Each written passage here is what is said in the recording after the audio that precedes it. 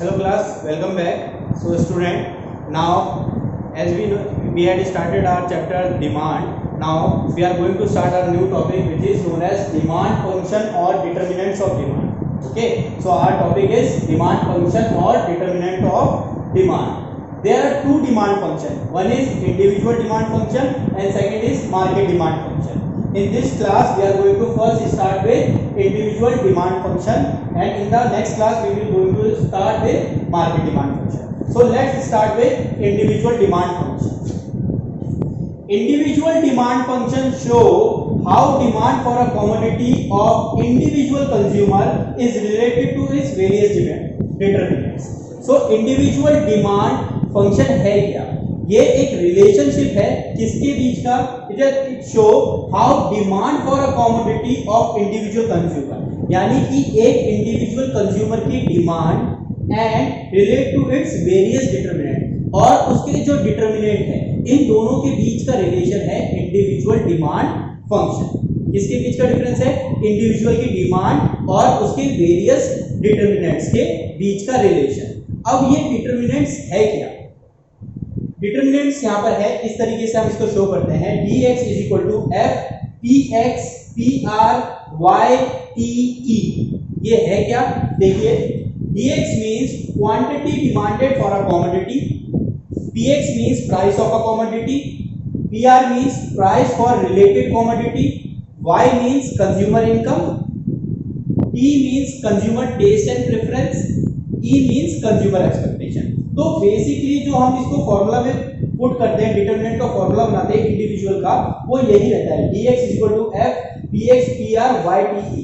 Okay, so as this concept से it show that the demand for a commodity of a individual person how relate to its determinant. ठीक है, तो individual demand जो है वो उसके डिटरमिनेंट से कैसे रिलेट करती है ये हमको पढ़ना है. तो यहाँ पर जो डिटरमिनेंट्स है वो हमारे पास इस तरीके से रिटर्न है. वन बाय वन हम इसको समझेंगे.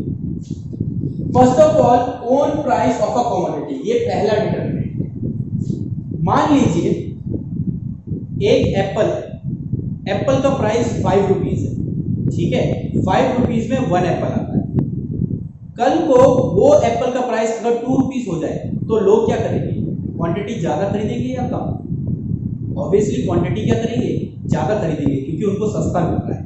डिमांड का यही कॉन्सेप्ट होता है कि the demand will rise if the price is low. ये कंसेप्ट है डिमांड. अगर प्राइस कम होगा तो डिमांड ऑटोमेटिकली हाई हो जाएगी, अगर प्राइस ज्यादा होगा तो डिमांड ऑटोमेटिकली कम हो जाएगी. ये कंसेप्ट है demand. Okay, so own price of a commodity पहला डिटरमिनेंट हमारे पास आता है. यहां पर देखिए इंडिविजुअल की डिमांड कैसे रिलेट कर रही है उसके डिटरमिनेंट के साथ. अगर उसका डिटरमिनेंट यानी उसकी कमोडिटी का प्राइस ज्यादा होगा तो वो परचेज उसे कम करेगा, अगर उसकी कमोडिटी का प्राइस कम होगा तो वो उसे परचेज ज्यादा करेगा. सो फर्स्ट डिटरमिनेंट जो हमारे पास है, फर्स्ट डिटरमिनेंट क्या है हमारे पास? Own price of a commodity. इसके साथ इंडिविजुअल की डिमांड कैसे लिंक हुई कि if the price of a commodity is high demand will be low, if the price of a commodity is low demand will be high. तो ये तो first relation बन गया हमारा. Second will be the price of related goods. अब related goods में आता है substitute and supplementary and complementary. तो मैं इसको एक एग्जांपल के साथ आपको बताता हूँ. मान लीजिए आप टी का यूज करते हैं और टी का प्राइस है 100 रुपीज पर केजी. आप पर डे टी पीते हैं, आपके पास जो प्राइस है उसका वो है 100 रुपीज पर केजी. मान लीजिए कॉफी का प्राइस अचानक से 30 रुपीज पर केजी होगी, तो अभी भी आप टी पिएंगे, आप शिफ्ट हो जाएंगे कॉफी पे. यानी अब आपकी डिमांड टी से शिफ्ट हो गई कहां पर? कॉफी पे. या फिर एक और एग्जांपल लेते हैं, आप कोलगेट का यूज करते हैं रोज सुबह उठ के. आप जो टूथपेस्ट यूज करते हैं उसका नाम है कोलगेट, उसका प्राइस है 100 रुपीज. मान लीजिए आपको अगले दिन पता चलता है कि जो पेप्सोडेंट पेस्ट आता है उसका प्राइस 50 रुपीज हो गया, तो आप क्या करेंगे? आप ऑटोमेटिकली पेप्सोडेंट पे शिफ्ट हो जाएंगे क्योंकि वो कम रेट पे मिल रहा है. सो ये सेकंड हमारे पास डिटरमिनेंट आता है जिसके पास रिलेशन बनता है प्राइस ऑफ रिलेटेड गुड्स, यानी कि जो गुड हम कंज्यूम करते हैं उसके सब्स्टिट्यूट का रेट क्या चल रहा है, उसके कॉम्प्लीमेंट्री गुड्स का रेट क्या चल रहा है. ये बहुत ज्यादा इंपॉर्टेंट है. ये है सेकंड डिटरमिनेंट. इसका अगर हम मतलब समझे तो ये क्या होगा? Price of related substitute goods और complementary goods. If the price of related goods are high, demand for particular good will remain constant। यानी अगर पेप्सोडेंट, डाबर लाल दंत मंजन या कोई भी पेस्ट अगर आप मान लीजिए अज्यूम कर लीजिए उनका प्राइस हाई है और आप यूज करते हैं कोलगेट, इसका प्राइस लो है, तो आपकी डिमांड सेम रहेगी, कांस्टेंट रहेगी। But if the price of related good is low, demand will B shift. यानी कि अब कोलगेट से सस्ता और सारे पेस्ट हो गए तो आपकी डिमांड बाकी पेस्ट के ऊपर चली जाएगी, ये rule. Third will be the income of consumer. Now income of the consumer means when the individual consumer earn the money, he got his income if the individual person income is high। Okay, देखिए यहाँ पे हमने जो भी बात करी अभी, own price of a commodity, price of related good, ये सब इंडिविजुअल से रिलेटेड बात कर रहा हूँ मैं, ठीक है, एक सिंगल पर्सन से रिलेटेड। तो यहाँ पे इनकम जो बात कर रहा हूँ वो भी एक सिंगल पर्सन से रिलेटेड है कि मान लीजिए एक अमित करके लड़का है, उसकी इनकम है 10,000 रुपीज, तो वो खर्चा करता है 8,000 रुपीज का और 2,000 रुपीज बचा लेता है। कल को जब उसकी तनख्वाह 20,000 हो जाएगी तब भी वो खर्चा 8,000 का करेगा, वो खर्चा अब ज्यादा करेगा क्योंकि उसकी इनकम क्या हो गई है, बढ़ गई है। और अगर मैं इसका अपोजिट कर दूं कि उसकी इनकम अब 5,000 हो गई है तो अब भी वो 8,000 का खर्चा करेगा, कहां से करेगा, नहीं कर पाएगा, अब वो खर्चा कम करेगा। तो ये रूल है, when the income of the consumer increases demand also increases, when the income of the consumer decreases demand also decreases. ठीक है, तो ये इंडिविजुअल से रिलेटेड है। Next is taste and preference. Taste and preference का मतलब आप कैसे समझते हैं, मैं आपको समझाता हूं। मैंने आपको स्टार्टिंग में क्या बोला कि प्राइस अगर हाई है तो डिमांड क्या होगी, कम। प्राइस अगर लो है डिमांड क्या हो जाएगी, हाई। अब मान के चलिए आप वेजिटेरियन और नॉनवेज का प्राइस बहुत सस्ता हो गया, सब्जियों से सस्ता हो गया, मान लीजिए 30 रुपीज़ के जी चिकन मिल रहा है और 40 रुपीज़ के जी पोटैटो मिल रहे हैं, तो क्या आप चिकन परचेज करेंगे? आप नहीं करेंगे क्योंकि आप नॉन वेजिटेरियन थोड़ी है, आप तो वेजिटेरियन है। अब चिकन का प्राइस कितना भी सस्ता हो जाए कितना भी महंगा हो जाए उससे आपको कोई फर्क नहीं पड़ता।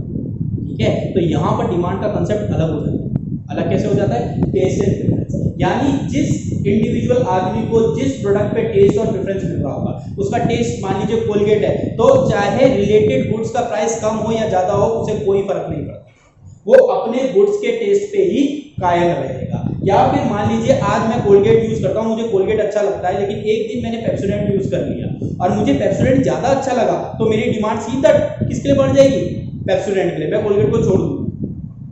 ठीक है, तो यहाँ पर डिमांड का कंसेप्ट ना तो प्राइस से रिलेटेड होता है ना इनकम से रिलेटेड होता है। यहाँ पर जो डिमांड का कंसेप्ट है वो टेस्ट से रिलेटेड होता है कि आपका टेस्ट क्या है।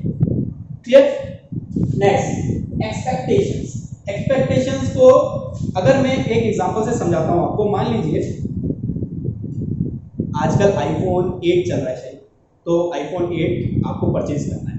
ठीक है, आपको एकदम से न्यूज मिलती है कि आने वाले 1 महीने में आईफोन 9 आने वाला है, तो क्या अब आप आईफोन 8 परचेज करेंगे? डिमांड तो है ना आईफोन की आपकी, आपने पहले से सोच रखा है फोन लूंगा तो आईफोन लूंगा। ठीक है, तो डिमांड तो है, तो आईफोन 8 परचेज करने आप जब जा रहे थे उससे पहले आपको न्यूज मिली कि अगले महीने आईफोन 9 आने वाला है, तो अब क्या आप आईफोन 8 परचेज करेंगे? आंसर इज नो, क्योंकि मेरी एक्सपेक्टेशन क्या है, मेरे पास लेटेस्ट मोबाइल होना चाहिए, लेटेस्ट वर्जन होना चाहिए, लेटेस्ट फीचर्स के साथ होना चाहिए, है ना। तो एक्सपेक्टेशन, कंज्यूमर की एक्सपेक्टेशन से डिमांड भी फर्क पड़ता है। मान लीजिए मेरा डिमांड थी अभी आईफोन 8 खरीदने की, लेकिन अचानक से पता चला आईफोन 9 आने वाला है, तो मेरी डिमांड आईफोन 8 के लिए खत्म हो गई। अब मेरी डिमांड किस लिए, आईफोन 9 के लिए। क्यों है? क्योंकि एक्सपेक्टेशन मेरी ज्यादा है, और एक इंडिविजुअल पर्सन या कोई भी कंज्यूमर की एक्सपेक्टेशन कभी खत्म नहीं होती है, वो हमेशा बढ़ती ही रहती है, जितना ज्यादा मिल जाए उतना कम है। ठीक है, सो यहाँ पर इस तरीके से एक्सपेक्टेशन भी डिमांड के डिटरमिनेंट को इफेक्ट करता है। So in this topic I have told you about the individual demand function. In the next class we are going to discuss market demand function. कोई भी query, any query, please message me. Thank you very much.